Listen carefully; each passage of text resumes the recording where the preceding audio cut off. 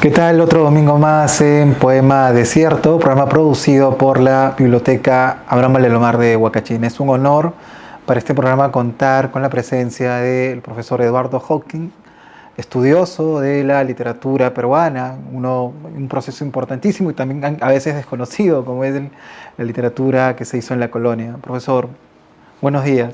Muchas gracias, encantado de recibirlo. Sí, profesor, eh, ¿quién fue Juan del Valle Caviedes?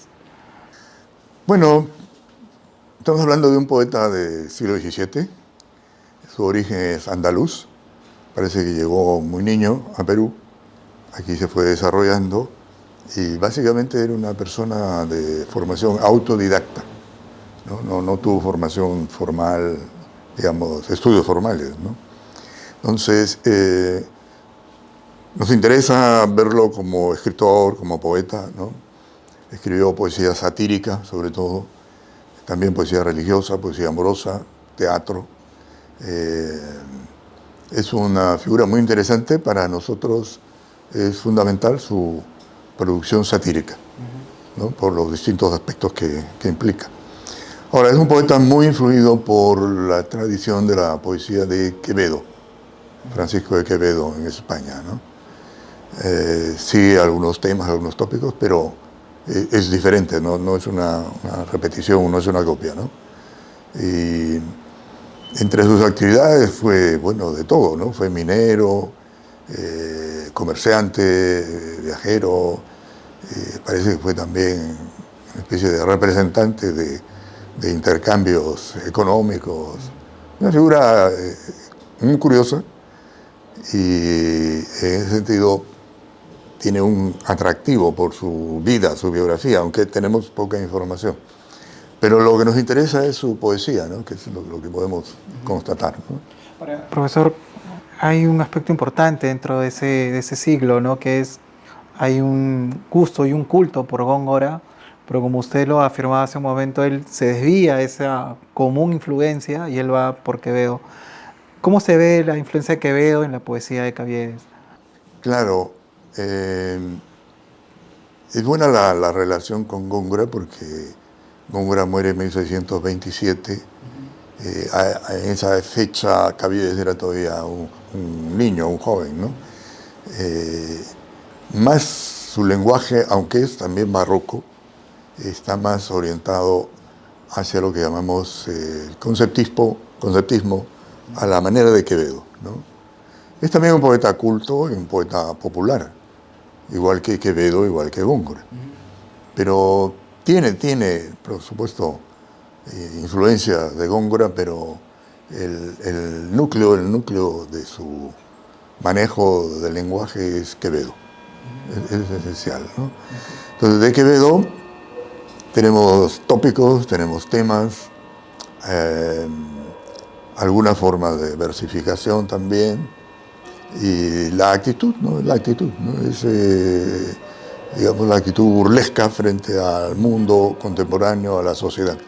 Porque la poesía satírica tiene que ver con lo contemporáneo, ¿no?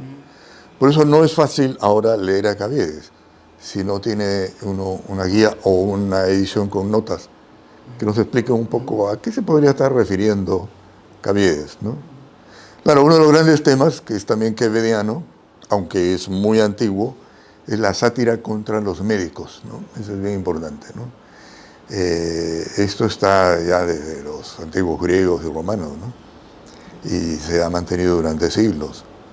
Entonces, lo menciono porque es uno de los núcleos centrales de la sátira de Caviedes, ¿no? Contra este grupo social, aunque tiene amigos médicos también, y sobre ellos escribe algunos poemas elogiosos también, ¿no? Profesor, usted en su libro, bueno, el conjunto de ensayos reunidos bajo el título de literatura, el primer artículo precisamente de ese libro sobre Juan del Valle de Caviedes, y me llamó la atención una idea que me parece bien interesante, ¿no? Es el sentido de eh, que Caviedes aparentemente estaba utilizando la sátira, pero hay una transgresión. Es decir, me parece que se puede utilizar de alguna manera el humor, pero prácticamente está criticando el poder, ¿no? O sea, representa en este caso también porque la crítica alcanza incluso al clero, ¿no? Sí, ese es el sentido de la sátira, ¿no? Una crítica implacable, corrosiva, ¿no? O sea, un poema que es solo gracioso, divertido, ingenioso, cómico, no necesariamente es satírico. Para que sea satírico, tiene que ser venenoso, corrosivo. Y eso lo es, ¿no? Ahora, claro, no ataca directamente al poder, lo ataca de forma indirecta, porque de acuerdo a las reglas de la sociedad de la época, no se podía faltar el respeto a la autoridad directamente, ¿no? Pero Caviedes tiene una ventaja y es que su poesía circula, no es impresa, ¿no? Son manuscritos, la gente los copia, los lee todo el mundo. Sabemos que hasta en las reuniones cortesanas en el virrey se leían sus poemas, ¿no? O que algún cortesano se atribuía un poema de Caviedes como propio, ¿no? Y lo aplaudía mucho. Y lo recitaban. Sí, sí, lo recitaba. Sí, sí, en Palacio. Y bueno, lo que critica es la falta de autenticidad, ¿no? Los falsos médicos, los falsos poetas, los falsos aristócratas, etcétera, ¿no? En general, también es muy crítico frente a la conducta femenina, Sí, ¿no? Entonces es durísimo, durísimo, ¿no?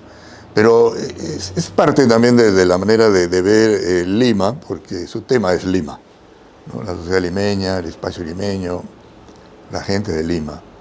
Entonces, a través de eso es que uno puede observar que sus acusaciones, sus transgresiones, sus denuncias, su mirada satírica está siendo implacable con la sociedad colonial. La sociedad limeña, porque es un poeta limeño, básicamente, ¿no?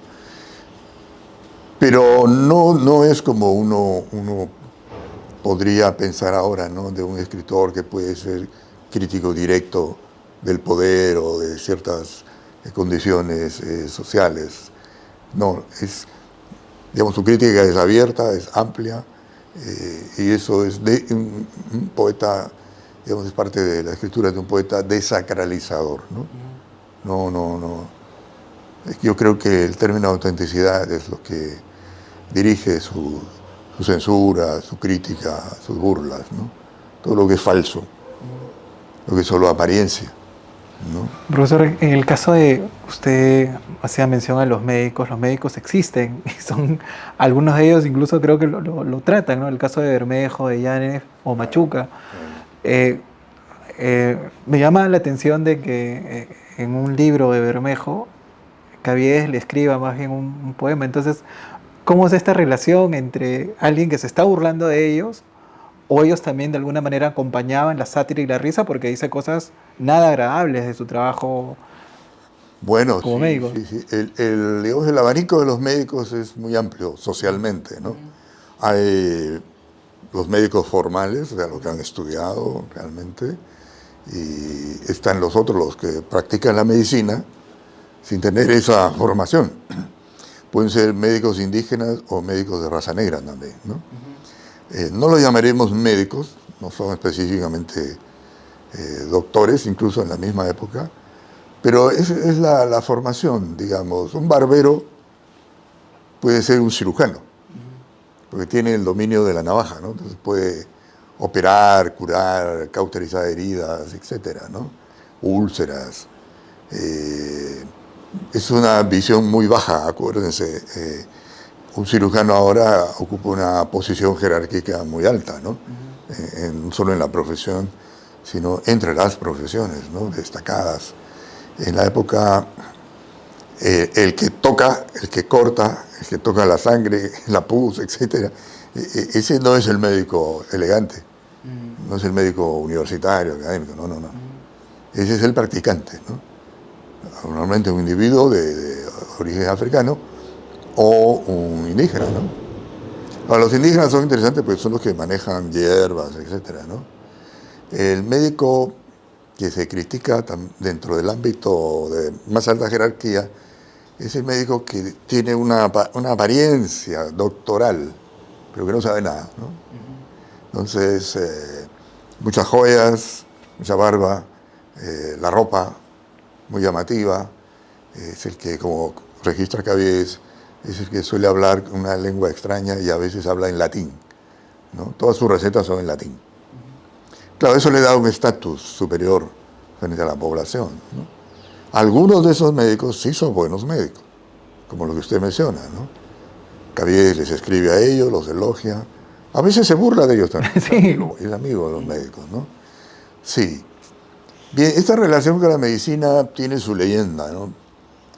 Un poco parece que hubo un problema con un familiar, Ricardo Palma, que siempre inventa leyendas, considera que se trata de la esposa de Caviedes, que fue mal atendida por un médico, ¿no? Y la esposa se enfermó, falleció, etcétera, ¿no? Puede ser. Normalmente la sátira tiene esa motivación personal, es una indignación personal frente a un hecho, ¿no? Podría ser. No hay pruebas específicas de eso.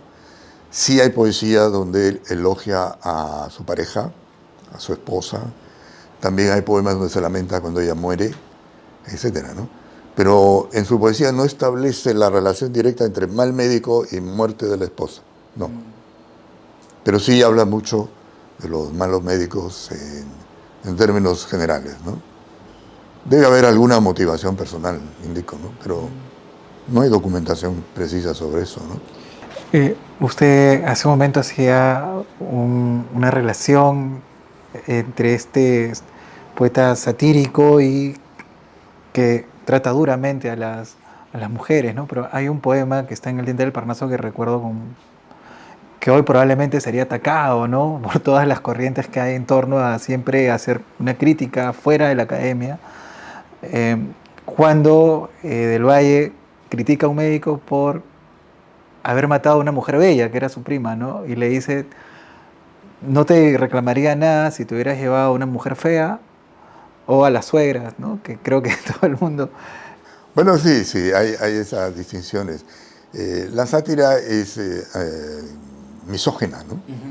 Es fuertemente misógina, ¿no? Y dentro de la poesía de Caviedes, el tema de la conducta sexual de algunas mujeres es el tema de su ataque, ¿no?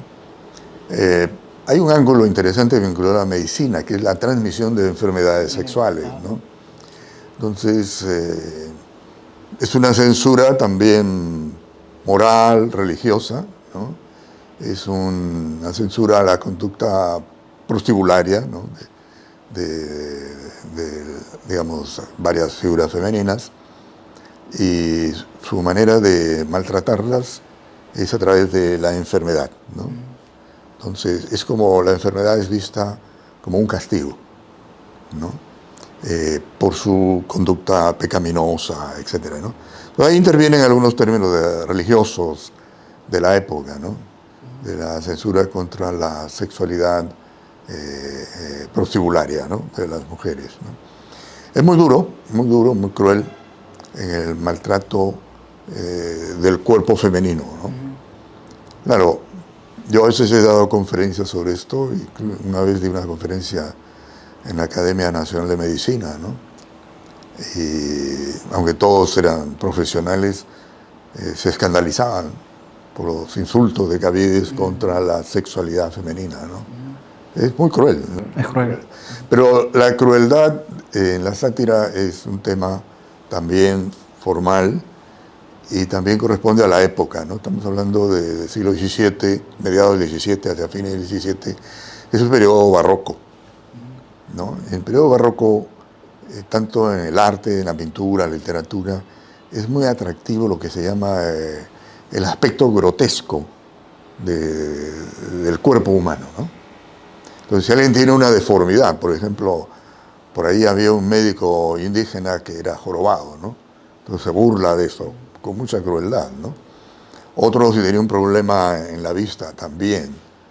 Y en cuanto al cuerpo, dependiendo de si es un indígena o un hombre de raza negra o un hombre que cojea, etcétera, ahí se concentra su sátira, ¿no? O sea, es grotesco en lo físico y eso se relaciona con la enfermedad. ¿no? Ahora, profesor, saliendo un poquito de Juan del Valle, pero creo que está dentro del espectro de lo que significaba escribir poesía, estos españoles que están viniendo al Perú, bueno, usted decía que se sabe muy poco, pero las pocas cosas que se saben es que viene niño, ¿no? Sí. Al Perú. Se sienten peruanos, todavía por supuesto no hay el sentido no sé, de patria, o son españoles de segunda clase, precisamente por estar dentro de una periferia. Bueno, sí, yo creo que sí. Se identifican con el país, ¿no? Rápidamente. Eh, hacen sus negocios acá, algunos se enriquecen, tienen propiedades, ¿no? Caviedes tenía muchos altibajos, ¿no? En cuanto a sus ingresos económicos, ¿no? Eh, pero hay testimonios que lo vinculan a personas del poder, ¿no? Como encargado de hacer contactos o préstamos, etcétera, ¿no? Una especie de testaferro, ¿no? De alguien que tiene capacidad económica, ¿no? Pero en general el español no es que se sienta peruano, pero se adapta y no quiere irse porque hay una experiencia. Los españoles ricos, cuando regresan a España, normalmente no son bien recibidos, ¿no? O les quitan toda su fortuna o les es muy difícil lograr que admitan su incorporación a la sociedad, ¿no? Hay un término, sean españoles o no, es el término perulero, ¿no? Perulero o indiano también, ¿no? Se aplica al hombre que vive en las Indias, o sea, en América, y ese es el nombre que recibe desde la perspectiva ya peninsular española, ¿no? Pero sí hay un sentimiento. Caviedes tiene poemas donde se ve su afecto por el lugar donde vive, por el Perú, ¿no? Tiene también un poema en que se nombra al Perú, etcétera, ¿no? Sí, hay en general, yo creo que una conciencia de raíz, se sienten orgullosos de la tierra. Y como le digo, Caviedes llegó muy niño, o sea que ya es un peruano, ¿no? ¿No? Eso sí. Profesor, y en este libro Dientes del Parnaso, ¿no? Que es el que más se conoce, eh, eh, hay una siempre reminiscencia hacia el periodo clásico, ¿no? Que no se logra romperlo. Lo digo porque en muchos versos hay dioses griegos o romanos. Sí, sí, bueno, es parte de la tradición, ¿no? Es decir, el siglo XVI, XVII, el XVIII todavía mantiene una fuerte vinculación con la tradición humanística, la tradición clásica, ¿no? Pero cuando Caviedes se refiere a los dioses del Olimpo, lo hace burlonamente, ¿no? Son personajes de sus sátiras, ¿no? Toma temas de la tradición latina, sobre todo, algo de la tradición griega, para su propia producción burlesca, ¿no? Sí, sí, sí. Profesor, en el mismo siglo tenemos a Sor Juana Inés de la Cruz, ¿no? Que es un gran referente de la poesía, digamos, del periodo de la colonia. ¿Qué similitudes y qué diferencias hay entre estos dos poetas, uno en Lima y la otra en México? Bueno, son diferentes, ¿no? Sor Juana escribe más que nada poesía culta, ¿no? Principalmente. Pero hay poemas satíricos de Sor Juana, ¿no? Que son excelentes, ¿no? Claro, normalmente se elogia la poesía culta. Ella tuvo formación autodidáctica también, porque no podía ir a la universidad. Las mujeres no podían ir a la universidad. En los textos de Sor Juana ella confiesa cómo se fue formando, ¿no? Fue autodidacta, aprendió a leer, leía, tenía una buena biblioteca, como era monja, pues tenía acceso a eso, ¿no? Pero un detalle interesante es que Sor Juana sí conocía los textos de Caviedes, ¿no? Y parece que le escribió una carta, tal vez una carta poética, una carta en verso, que no conocemos. Lo que conocemos es la carta que Caviedes le escribe a la monja de México, a Sor Juana. Que es una carta también cómica, burlesca, donde se ríe de ella y de sí mismo, ¿no? Pero es un detalle interesante hasta dónde había llegado la fama de Caviedes, ¿no? Claro, ¿no? Y esta monja, que era una monja erudita, estudiosa, lo apreciaba, ¿no? Y le escribió. Tal vez algún día aparezca esa carta, no sabemos. Profesor, ¿cómo era este traslado, no? Porque sí, hace algunos años era difícil para poetas conocer libros, incluso de chilenos, de argentinos. Había una especie de, no sé, es discutible eso, ¿no? Si estos cenáculos realmente existían, si había todo un asunto académico incluso, pero ¿cómo era el traslado de libros en la colonia? No, el traslado, hablemos de libros. Peneo Caviedes no publica libros, Ya. eso lo vemos Sí, después. sí, claro. Pero sí, el movimiento de libros es muy rico, muy intenso. A los pocos meses, por ejemplo, de publicado El Quijote, 1605, Claro, ahí. ya estaba en México y ya estaba en Lima, ¿no? 3, 4 meses, ¿no? O sea, la gente estaba al día. Había un comercio muy fuerte. Los impresores en España particularmente eran muy hábiles en mandar sus listas, sus catálogos, y aquí la gente los pide, ¿no? Incluso libros prohibidos, digamos, por la autoridad o por la iglesia, también llegan. Hay contrabando, ¿no? Por ejemplo, formalmente está prohibido que traigan novelas a América, pero llegan novelas, como El Quijote, ¿no? Ahora, el otro ámbito es el interno, ¿no? La comunicación interna. Los dos virreinatos están conectados, ¿no? El de México y el de Perú. A veces sucede que los virreyes llegan a México y después de consolidarse ahí ya pasan a Perú, ¿no? Y hay familias, ¿no? A veces digamos, personas de la aristocracia o de la nobleza del virreinato peruano viajan a México, ¿no? Hay mucha comunicación. En el caso de Caviedes, alguien debe haber llevado los Poemas. manuscritos, Claro. o algún manuscrito, ¿no? Profesor, me llama la atención de que se prohíbe en algún momento la lectura de novelas. ¿Y a qué obedecía eso? ¿O qué aducía, digamos, la corona para prohibirlo? Ah, sí, es bien interesante. El argumento es que eso, la novela puede corromper a los pobladores, ¿no? No tanto a los peninsulares, sino a los indígenas, ¿no? Entonces, desde un punto de vista muy crítico, el mismo Cervantes escribe El Quijote en contra de las novelas de caballería, ¿no?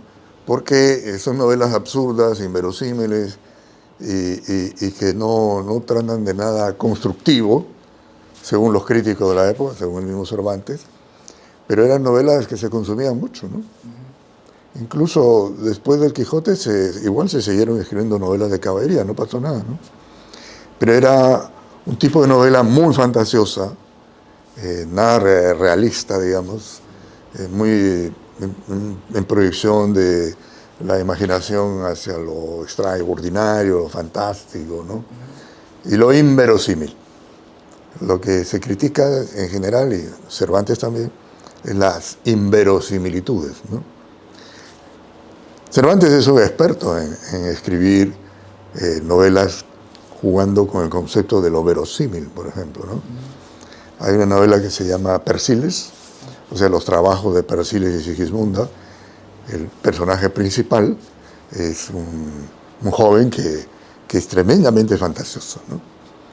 Y el mismo narrador o el mismo autor tiene que poner a prueba constantemente su capacidad para ser verosímil. O sea, como es un concepto muy apreciado en el Siglo de Oro, Lope de Vega, Cervantes y otros siempre juegan con los límites, hasta dónde se puede forzar la verosimilitud, siendo inverosímil, ¿no? Es divertido. Pero la novela era vista como eso, como algo para ociosos, para gente despreocupada. Pero igual se seguían produciendo novelas. Un género muy rico es la novela pastoril. Cervantes también escribió una de sus primeras novelas, La Galatea, es una novela de pastores. Son novelas de amor. Novelas de amor, de traición, de deslealtad, de sufrimiento amoroso. Y también son novelas muy poéticas, básicamente, ¿no? Porque era difícil publicar poesía. Normalmente la poesía se difundía así, digamos, oralmente o en hojas. Y si uno quería publicar poesía, pues las publicaba dentro de una novela, ¿no? Claro. Por ejemplo, sabemos que a la gente que le gustaba la poesía compraba una novela y recortaba los poemas para guardarlos, los separaba, ¿no? No es como ahora que uno puede Claro, publicar un poemario solo, ¿no? Ahí eso era excepcional, se podía hacer. López lo hacía, ¿no? Tenía la capacidad económica para hacerlo, publicar sus poemas, etcétera, ¿no? Pero bueno, toda la obra de López está llena de poemas, ¿no? Sonetos, etcétera, ¿no? Pero el factor es ese, ¿no? Que podía, digamos, distraer a la población de sus obligaciones, etcétera. Tal vez un miedo al ocio o un miedo a que se rebelaran, algo así puede haber, ¿no? Pero no tuvo ningún efecto porque igual las listas de libros de género de novela que llegaron a América eran enormes, ¿no? Enormes. Sí, sí, sí. Se consumía mucha novela. profesor, volviendo a Caviedes, me llama la atención, en realidad no solo Caviedes, ¿no? Sino el sentido de cómo se van leyendo estos poetas en un lugar como la Lima de ese entonces, donde la población alfabetizada es relativamente poca, ¿no? Bueno, sí, pero no solo Lima, España, España. Madrid, Ajá. el 80% es analfabeto, Ujú. ¿no? Pero igual todo el mundo se informa, se entera, porque va al teatro. El Ah, teatro todo entra por el oído, ¿no? ujú, Y por la vista también, ¿no? Y si alguien no sabe leer, alguien le lee, ujú. ¿no? Sabemos, por ejemplo, que el Quijote o las novelas de Cervantes, alguien las leía a un grupo. Es más antiguo el asunto. La Celestina. El autor de la Celestina sabe que su texto no va a ser representado, Si no va a ser ley. no va a ser leído. Es una obra de teatro muy larga, que parece una novela, pero ahí da las recomendaciones de cómo debe ser leída.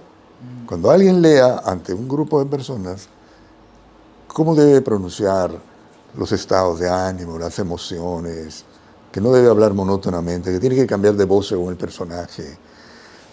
Pero dentro del mismo Quijote hay episodios donde los campesinos que no saben leer leen, es decir, por el oído, de forma auricular, se decía, ¿no? Novelas de caballería. O sea, hay un descanso en las labores del campo y alguien que sabe leer les lee. O incluso alguien que no tiene el texto recuerda y les relata pasajes, ¿no?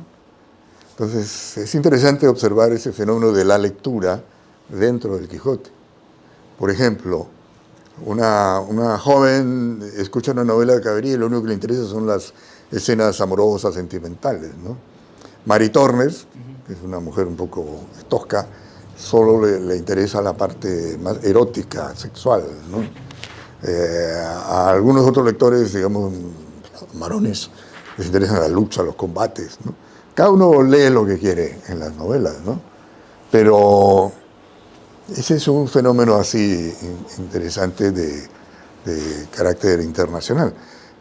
Oír es la norma. Incluso si uno sabe leer, prefiere escuchar, ¿no? O uno se lee a sí mismo leyendo en voz alta, ¿no?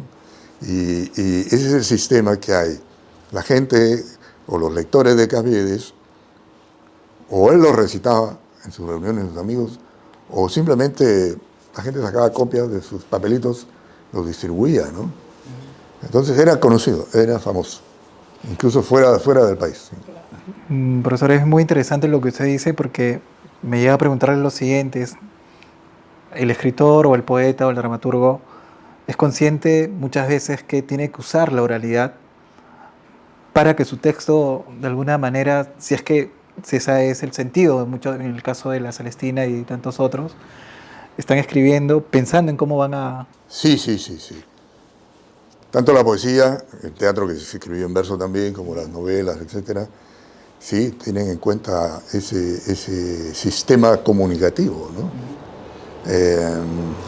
Pero hay que fijarse que esos textos tienen un abanico discursivo muy diverso, ¿no?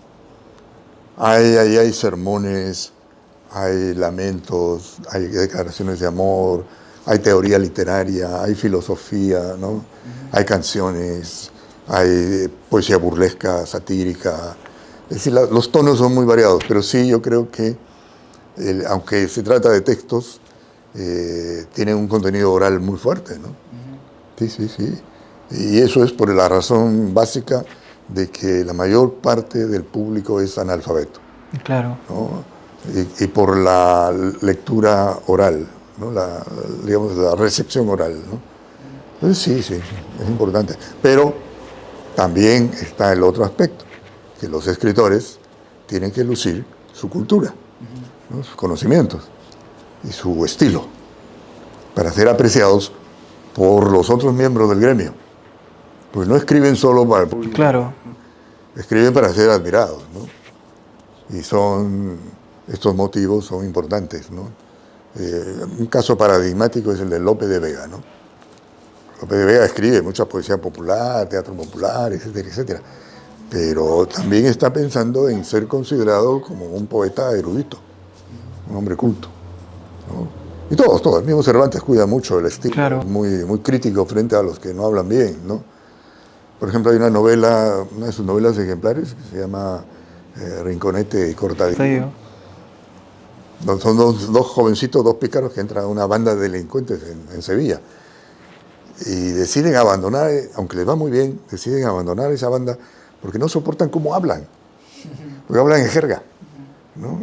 Y hablan una lengua estúpida, ¿no? Están totalmente alienados por su lenguaje corrupto.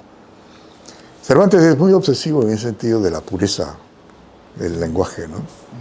Sí, yo creo que sí, tiene cuidado en todo eso, sí. Profesor, y en el caso de Cabies, uno puede sentir que es muy limeño en su poética. Bueno, yo creo que sí. Bueno, sus temas son limeños. Claro. Se burla de las limeñas. Los engreimientos de las limeñas, ¿no? Toma en cuenta la obsesión con el pie pequeño, ¿no? Sabemos eso por distintas fuentes. La obsesión de las mujeres, en general, ¿no? En el ámbito hispánico, por el pie pequeñito. Es un signo de finura, de belleza, etcétera, ¿no? Ya hay muchas anécdotas sobre cómo se torturaban para que el pie no creciera mucho, ¿no? Pero en fin. Y se burla del ceseo, por ejemplo. Cuando las mujeres de Lima cesean, ¿no? O el yeísmo, cuando pronuncian muy fuerte la I, lo que llamaríamos ahora la Y, ¿no? Entonces, son mujeres que tienen estos detallitos que las hacen, en los criterios de la época, más atractivas, ¿no? También hay otros aspectos pero es limeño por los temas, es limeño por el lenguaje también. Preferimos hablar de que usa un lenguaje peruano de la época, pero es un poeta limeño. Profesor, detrás de la sátira a veces se esconden, como hace un momento usted decía, ciertas denuncias, ¿no? O disconformidades. Pero saliendo un poco de la sátira, también el poeta muchas veces defiende algunas causas o tiene respeto por algunas cosas. ¿Cabies hacia qué tiene algún tipo de defensa o con esto no lo voy a satirizar? Me parece que no se puede de alguna manera llevar a la sátira. La poesía. La poesía. Sí. Dice, la poesía no se puede vender, ¿no? La poesía vale por sí misma. Es el premio a sí misma. O sea, la buena poesía, si haces un buen poema, ese es tu premio. Si haces poesía porque te vendes al poder o porque adulas a alguien, etc., eso no es poesía auténtica, ¿no? El segundo aspecto, dentro del gran campo de lo auténtico, que es lo que le preocupa a Cabies, es la verdadera ciencia, ¿no? En el trasfondo de su crítica a los médicos que aparentan ser sabios, o los ignorantes que practican la medicina sin saber nada, está el fondo de ese respeto a la verdadera sabiduría. Al hombre que ha leído, que ha estudiado, que no es un impostor ni un farsante, que no engaña a nadie, etc., ¿no? Ahí caben todos, ¿no? Caben los abogados, caben los médicos, que es el tema central, cabe la conducta femenina y los poetas. Es muy crítico entre los malos poetas, ¿no? Y usa una frase que es poeta güero, una frase de Quevedo, como decimos de un huevo que está güero cuando está malogrado, ¿no? Que no tiene nada adentro, ¿no? Puro aire, ¿no? Entonces sí, pero en general autenticidad es el término que obsesiona, aunque no lo usa, obsesiona a Caviedes, ¿no? Eso sí, sí, sí, sí. Igual también en cuanto a la fe religiosa. Por ejemplo, las falsas beatas, también. Toda conducta que es falsificación, que es solo apariencia, que es engaño, es censurada. Esto tiene que ver con un concepto muy, muy amplio, que es el concepto de desengaño, que funciona en España y funciona en América, ¿no? Es decir, en lo que hay que pensar es en la salvación del alma, ¿no? Y para lograr eso hay que vivir desengañándose, observando que vivimos en un mundo de apariencias, en las cuales podemos caer, ser fascinados o engañar a los demás con apariencias. Entonces hay que aprender a ver lo real en el sentido de qué es la vida, ¿no? La vida es solo un tránsito y que al final lo que importa es la salvación del alma, ¿no? Ese es un meollo importante en toda la preocupación de Caviedes sobre estos rangos o grados de autenticidad, ¿no? En el escritor, en el hombre religioso, en el médico, en el profesional, en el abogado, en general, la conducta en general, ¿no? Esa es la idea, ¿no? Sí, él rescata mucho el sentido, como mientras lo escucho me hace pensar en versos de Caviedes cuando él defiende con mucho ahínco la palabra docto, ¿no? Es decir, Claro, pero también dice doctos de chafalonea, o sea, doctos de brillo nomás, que no son de verdad, no son oro auténtico. Sí, sí, ser docto es importante, pero ser docto de verdad, no aparentar que eres docto. Los médicos que aparentan ser doctos, esos son los malos médicos, engañan a la gente, ¿no? Sí, sí, eso sí. Y es interesante que un poeta autodidacta logre adquirir esa alta consideración sobre lo que es la sabiduría, el ser docto y la autenticidad en el conocimiento, ¿no? profesor, ya entrando a la última parte de la entrevista, hay algo que me llama la atención en torno a Juan de Olaya Caviedes, son las ediciones que se van haciendo, ¿no? Las primeras ediciones, incluso los que van recopilando sus poemas, no ponen todo, ¿no? O sea, como que todavía se escandalizaban. Y es por eso, ¿qué podría escandalizar a un lector después de 100, 150 años, ¿no? Como Caviedes. No, el trato de la corporalidad, ¿no? Sobre todo el cuerpo femenino corrupto. Como le decía yo, dando conferencias con profesionales de medicina, mujeres médicos, estaban muy preocupados por la mirada tan dura contra las mujeres, ¿no? Bueno, es la época, pero es la poesía, que es misógina, ¿no? Y son cierto tipo de mujeres, ¿no? Pero como usted menciona, en la difusión de Caviedes hay una etapa donde justamente lo que atrae no es solo la poesía, digamos, seria, sino la poesía burlesca. Ahí entra un término importante, el ingenio. Porque cada poema de Caviedes es como un chiste que hay que descubrir. ¿En dónde está el chiste? ¿No? Hay chistes superficiales, sencillos, y hay otros que son más groseros, ¿no? La grosería, la obscenidad atraía, ¿no? Ahora, él no publicaba sus poemas, como le digo, circulaban con el tiempo, o sea, hay varios manuscritos ahora de poemas de Caviedes. Parece que la gente copiaba o mandaba a copiar y por ahí se difundían, ¿no? Las ediciones modernas, sí, claro, son un poco moralistas, ¿no? Entonces a veces corrigen los poemas para que no aparezca algo que ofenda la sensibilidad, como se dice ahora, ¿no? Del lector, ¿no? Sí, sí. Pero las ediciones modernas ya depende, ¿no? Si son ediciones de a qué público van dirigidas, ¿no? Si van dirigidas a un público escolar, pues también Claro, hay que cuidarse, ¿no? claro. ¿No? Porque si no ponen en compromiso a todo el sistema, tener que explicar todo el lenguaje grosero de esa época, ¿no? Pero una edición erudita, una edición moderna, una edición dirigida a universitarios, tiene que poner las cosas como son, ¿no? Sí, sí. Claro, porque en realidad el poeta lo escribió así, ¿no? Lo Sí, escribió sí, sí, así. sí, sí, sí, sí. Y a veces son actitudes pues un poco superficiales o hipócritas. Yo lo entiendo dependiendo de a qué lector va dirigido el texto, ¿no? Si es ámbito escolar, depende también de qué etapa escolar, ¿no? Y si ya es un lector general, pues van como están, ¿no? Ya cada uno decide, ¿no?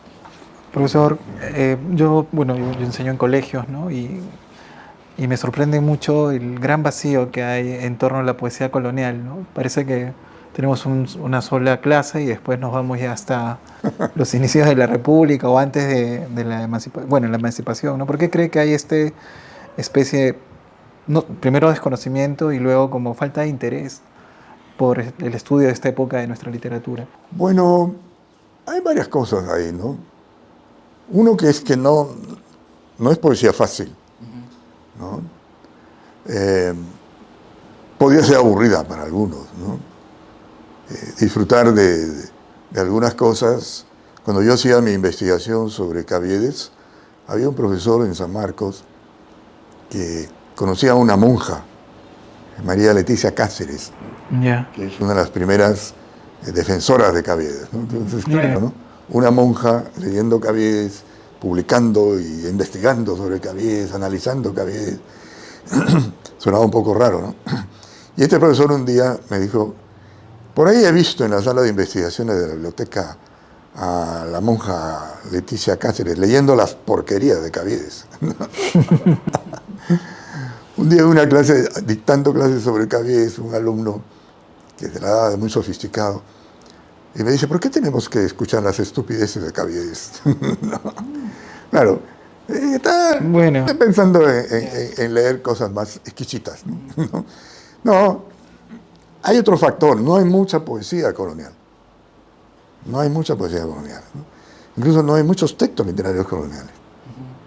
Este fenómeno se revela cuando los cursos de colonial, cuando hay un curso de literatura peruana colonial o hispanoamericana colonial, se llenan de textos que no son literatura.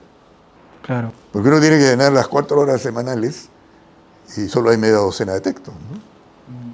Entonces metemos todo, metemos sermones, se mete crónicas, epistolarios, épica. Épica, bueno, sí es literatura, ¿no? Típicamente, ¿no? Pero ese es un tema de mercado y el otro es que es poesía difícil. Claro. Caviedes, claro, por el tema sexual y el tema de las groserías. Pero la poesía colonial, por ejemplo, sí se lee Amarilis en el colegio, ¿no? Porque es poesía amorosa, etcétera, ¿no? Pero no hay mucha poesía, ¿no? Por ejemplo, yo me acuerdo en la universidad una vez les hice leer en el curso de colonial a los alumnos La Cristiada de Diego de Ojeda, ¿no? Que yo sé que fue duro, ¿no? Pero es un poema épico extraordinario en el ámbito hispánico general, no solo Perú, nada, ¿no? ¿No? Pero claro, para el alumno que, aunque está en la Universidad Católica, o estaba, no es creyente, que es más o menos lo Claro. normal, ¿no? Era una tortura. Yo sabía, ¿no? Pero yo le facilitaba la cosa. Pero años después me encontraba con algún alumno que me dice, profesor, ¿cómo nos hizo leer La Cristiada? Es una tortura. Es hermoso. Pero así es, ¿no? Igual la otra persona me dice, usted nos hizo leer La Galatea.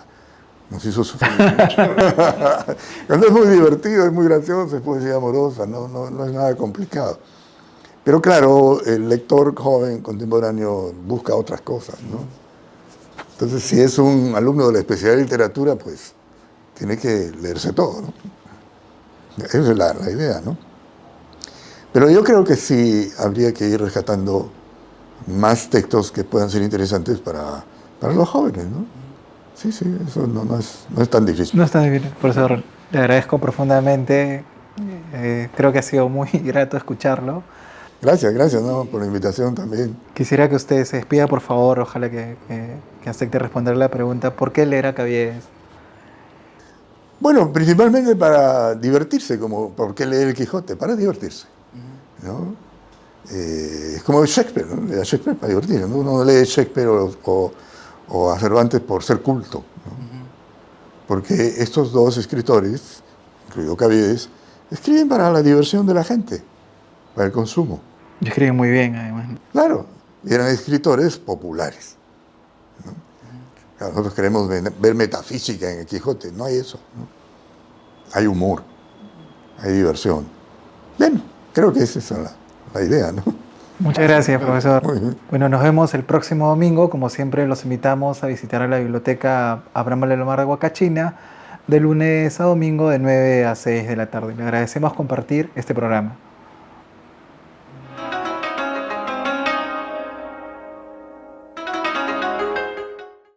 ¿Qué tal? Otro domingo más en Poema Desierto, programa producido por la Biblioteca Abraham Lelomar de Huacachina. Esta vez siento la inmensa alegría y la gratitud de hablar con Daniel F., reconocido músico peruano, pero esta vez la conversación no será sobre sus canciones, sino sobre una novela que él publicó ya hace algún tiempo, Cuando llueve en Iquique. ¿Qué tal, Daniel? Hola, ¿qué tal?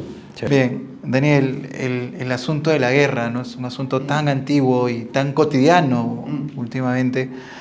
Y como siempre, una pregunta cojuda para empezar, pero ¿qué te llevó a escribir esta novela sobre la guerra entre Perú y Chile?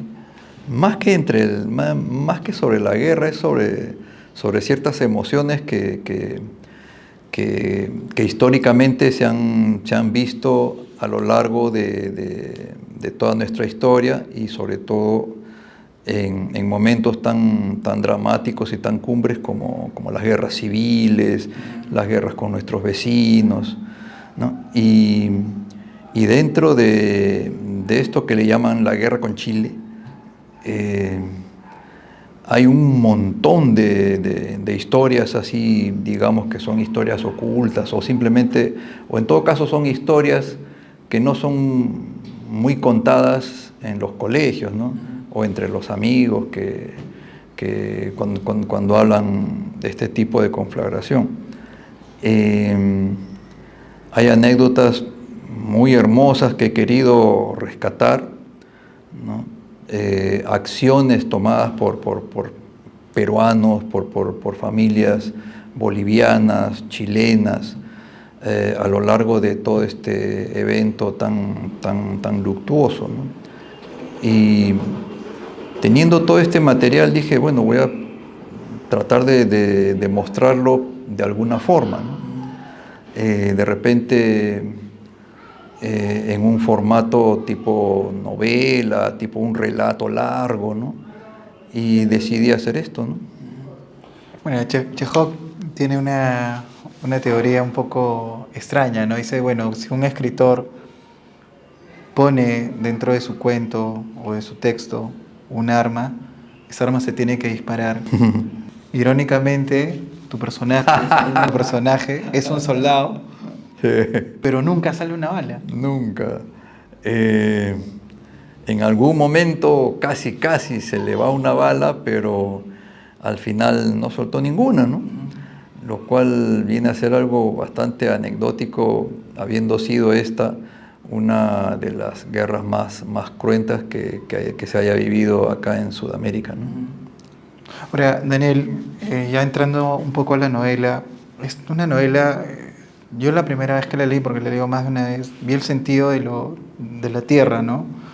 Y el sentido incluso hasta de la patria, ¿no? Que a veces suele ser tan polémica esa palabra porque a veces la usas incluso Sí, para pues. pelear, pero tu personaje sale con una nacionalidad y cuando regresa se encuentra en otro país. Sí, claro. Su bandera va a ser siempre la misma, pero la que ondea fuera de su casa ya es otra, ¿no? Sus vecinos ya van a ser de otra nacionalidad, sus hijos van a tener que bautizarse ya con todas las normas del nuevo país, ¿no? En Iquique. Pero es un poco eso, ¿no? Es un poco estas cosas que tenemos en la vida, ¿no? Donde a veces nos da unas sorpresas bastante desagradables, ¿no? Bueno, Basadre decía, creo que en La vida de la historia, si es que mal no recuerdo, esta enorme cantidad de peruanos que se quedaron en territorio ya chileno, la promesa de la vida peruana, libro, ¿no? Claro. Y que en gran medida ellos añoraban el Perú, pero cuando pasaron otra vez al Perú, como que el Perú fue una decepción, ¿no? Y mi pregunta va hacia ahí, Daniel. Hay varios elementos que siempre se conjugan cuando se habla de historia, de por qué no se hizo esto, o por qué no se hizo lo otro, ¿no? ¿Crees que la lejanía de Lima jugó en gran medida en contra de los soldados que estaban en Tacna? Bueno, más que nada, pues, ha sido, como muy bien sabes, pues, lo que siempre ocurre hasta ahora, ¿no? Que es la corrupción, eh, las antipatías entre ciertos personajes ilustres de la época, ¿no? Militares, políticos, venganzas ahí entre ellos, ¿no? Como que antepusieron sus pequeñas y roñosas envidias en lugar de la patria, ¿no? En lugar del país, ¿no? El hecho de que el gobierno central no le mande ayuda, ¿no?, al ejército del sur y todo eso, es bien dramático, es bien cruel, es mezquino, de verdad que da asco eso, ¿no? Ahora, Daniel, voy a leerte un fragmento de tu propio libro, pero que creo que ilustra muy bien el sentido del diálogo, ¿no? Dice: nunca vamos a entender esta guerra, dije sin mirar a nadie. No, muchacho, nadie la va a entender nunca. La guerra no es un asunto de entendimientos. La guerra estalla cuando nadie habla claro, cuando nadie se entiende. Y yo ya me cansé de perder tiempo y dientes tratando de explicar ese desolado jardín donde solo florece la fealdad, ¿no? Y esto me lleva, Daniel, a hablar sobre lo que nos está ocurriendo ahora, ¿no? De que hay redes sociales, hay un montón de cosas, pero la gente no está hablando, está atacando, está dialogando, o sea, no dialoga. Sí, todo, bueno, en las redes, pues, o estás a la ofensiva o estás a la defensiva todo el tiempo, ¿no? Yo no suelo participar en ese tipo de diálogos tan monces, discutiendo por tonterías o qué sé yo. Y más bien, pues, en lo personal, pues, me dedico solamente, pues, a difundir ciertas cosas y lo que estemos, pues, defendiendo, ¿no?, en esos momentos, ¿no? Ahora, Daniel, hay un elemento que es muy importante dentro de tu novela y muchas, creo, emociones se mueven en torno a esto, ¿no? Que es la gente del pueblo, la que sufre la guerra, ¿no? Claro. Más, hay momentos donde hay heridos y hay gente que está tendida, a veces incluso del bando contrario, ¿no? Y en este punto es, ¿por qué las guerras, irónicamente, las hacen un grupo y siempre las sufre la gente?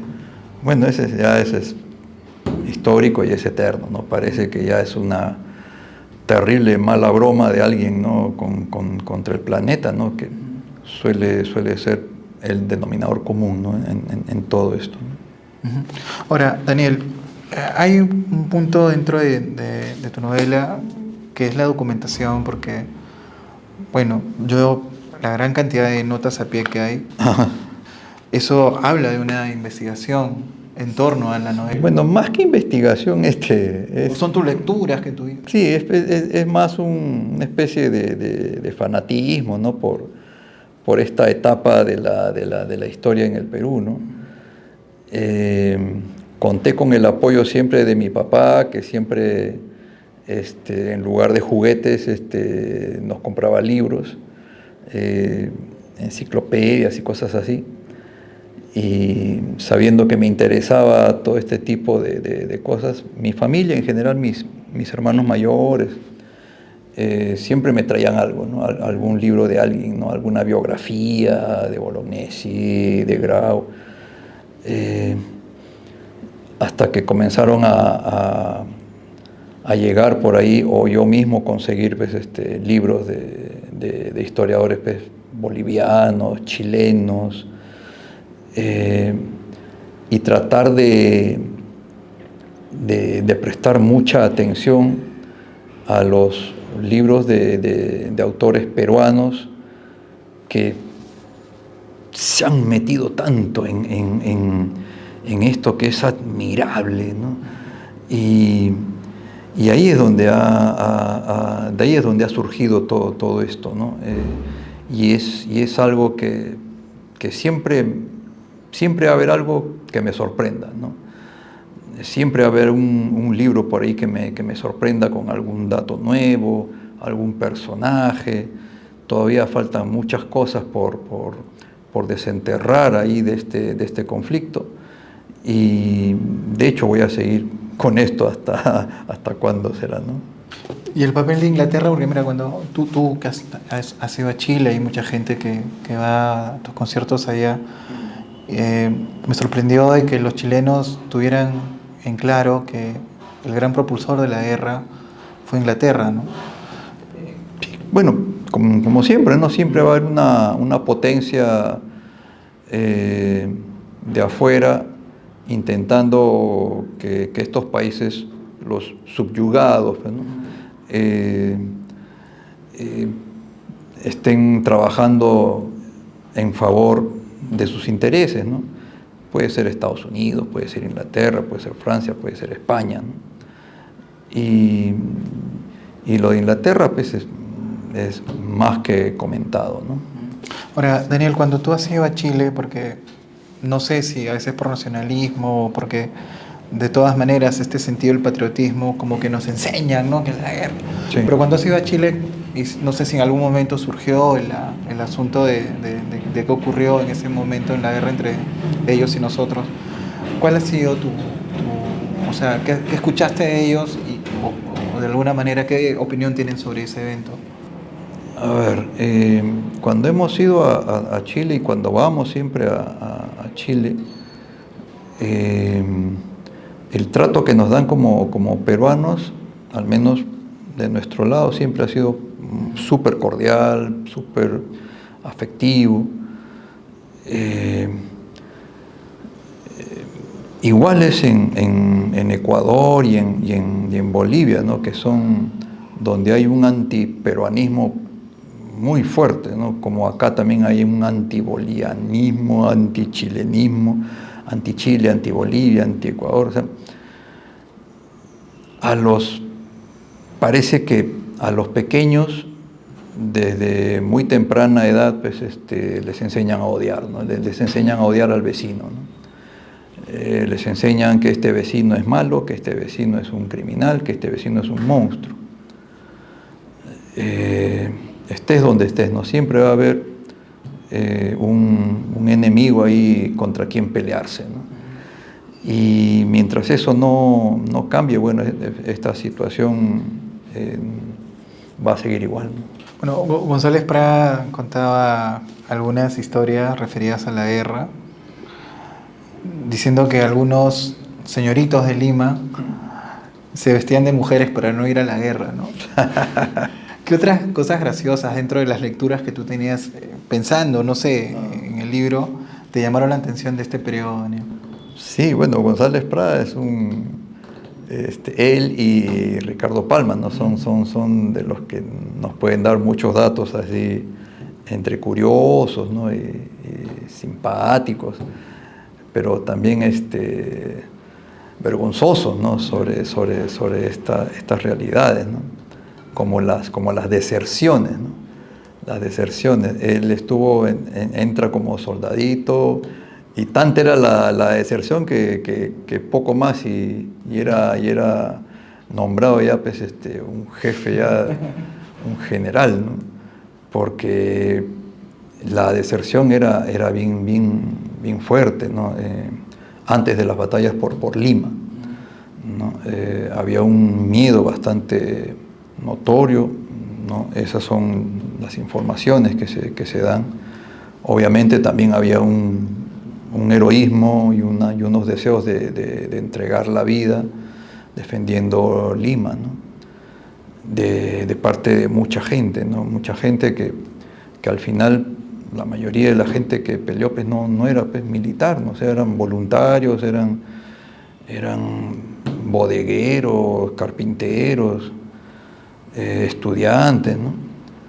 Que dieron la vida defendiendo la ciudad de Lima. Pero sí, pues son capítulos bastante oscuros en esta historia. Sí, mira, Pedro Guibovich es un profesor que ha sacado, un historiador que ha sacado un libro sobre la Biblioteca Nacional. Ya. ¿Ya? Entonces analizando la biblioteca de Ricardo Palma, de Basadre y la de San Martín, ¿no? Estos tres procesos. Y él habla del asunto de la guerra, ¿no? Él dice, sí, hubo robo de parte del ejército chileno de libros, Sí, claro. pero no todos se fueron a Chile, eran comprados en Lima. Ah, Entonces, claro, me da la pregunta, bueno, ya uno ríe de cólera, ¿no? Pero en esos momentos a veces dices, oye, ¿cuál es el sentido de nación, no? Estás viendo que tu gente está de alguna manera sufriendo porque hubo una invasión, a veces abusiva, o muy abusiva, diría yo. Pero, ¿sientes, Daniel, esta idea de que siempre está flotando de que en la guerra se saca lo peor y lo mejor de los seres humanos en este tipo de situaciones?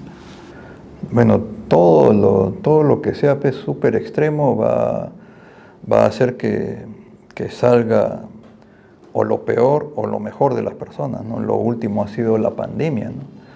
De pronto salió, pues uno esperaba pues, que salga lo mejor de las personas y salió lo peor, pues, ¿no?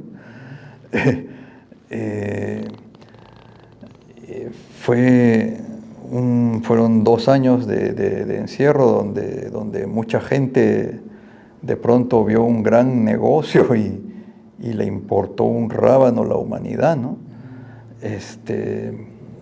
Si eso pasa, bueno, ha pasado pues con la pandemia y obvio que va a pasar también en una guerra, ¿no? Bien, Danielia, para concluir, cuando tu personaje regresa de la guerra, es una sensación como que ya vi toda la maldad, ¿no? Ya, ¿qué me queda, no? O sea, ya, pues vivir nomás. Y con esta pregunta quiero concluir, ¿no? Cuando concluiste la novela, imagino, ¿no? Que fue un alivio también a veces concluir un trabajo, digamos, intelectual o artístico, pero ¿cuál fue la sensación que sentiste, Daniel, cuando este personaje ve su casa destruida, que está abandonada? Bueno, es cuando hago canciones, siempre lo imagino como una película, ¿no? Entonces, cuando estuve haciendo este libro, también imaginé todo esto como un documental, como una película, ¿no?